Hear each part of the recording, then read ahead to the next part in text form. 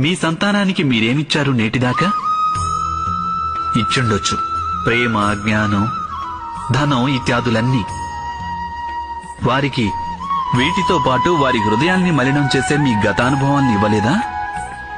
మంచి చెడులంటూ మీరు నిర్ధారించుకున్న విలువల్ని అందివ్వలేదా?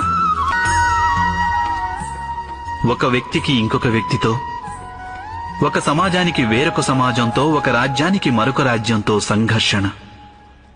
ఇవన్నీ పూర్వభ్రమల ఫలితాలు కావంటారా?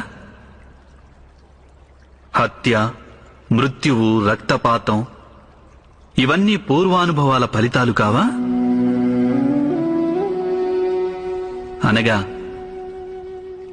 తమ సంతానానికి తల్లిదండ్రులు జన్మదానంతో పాటుగా మృత్యుదానం కూడా ఇస్తుంటారు. ప్రకాశించే ప్రేమతో పాటు ద్వేషమనే అంధకారాన్ని కూడా ఇస్తుంటారు. అలాగే ఈ అంధకారం మనస్సులో ఉన్నా, ఆలోచనల్లో ఉన్నా, లేదా వాస్తవికమే అయినా దానివల్ల కేవలం భయమే ప్రాప్తిస్తుంది. కేవలం భయం. మీరే ఆలోచించండి.